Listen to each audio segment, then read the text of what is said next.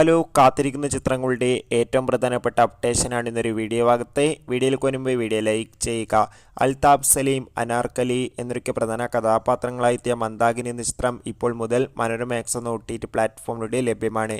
വിജയ് സേതുപതി നായകനെത്തിയ ചിത്രമായിരുന്നു മഹാരാജ. ചിത്രം ഇപ്പോൾ മുതൽ നെറ്റ്ഫ്ലിക്സ് എന്ന OTT പ്ലാറ്റ്ഫോമിലൂടെ ലഭ്യമാണ്. ദിലീപ്, ജോണി ആൻ്റണി, ധർമ്മജൻ എന്നൊക്കെ പ്രധാന കഥാപാത്രങ്ങളായെത്തിയ ചിത്രമായിരുന്നു പവി കെയർടേക്കർ. ചിത്രം ഉടൻ തന്നെ മനോരമ മാക്സ് എന്ന OTT പ്ലാറ്റ്ഫോമിലൂടെ OTT റിലീസ് ചെയ്യുമെന്ന് കൺഫേം ആക്കിയിട്ടുണ്ട്.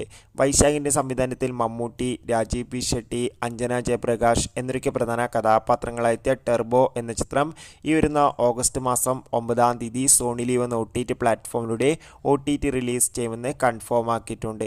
കുഞ്ചാക്കോബൻ, സുരാജ് എന്നൊക്കെ പ്രധാന കഥാപാത്രങ്ങളായെത്തിയ ഗിർ എന്ന ചിത്രം ഉടൻ തന്നെ ഡിസ്നി പ്ലസ് ഹോട്ട്സ്റ്റാറിലൂടെ OTT റിലീസ് ചെയ്യുമെന്ന് കൺഫേം ആക്കിയിട്ടുണ്ട്. പൃഥ്വിരാജ്, അമല പോൾ എന്നൊക്കെ പ്രധാന കഥാപാത്രങ്ങളായെത്തിയ ആടുജീവിതം എന്ന ചിത്രം ഈ വരുന്ന ജൂലൈ മാസം 19-ാം തീയതി ആയിരിക്കും നെറ്റ്ഫ്ലിക്സ് എന്ന OTT പ്ലാറ്റ്ഫോമിലൂടെ OTT റിലീസ് ചെയ്യാൻ പോകുന്നത്.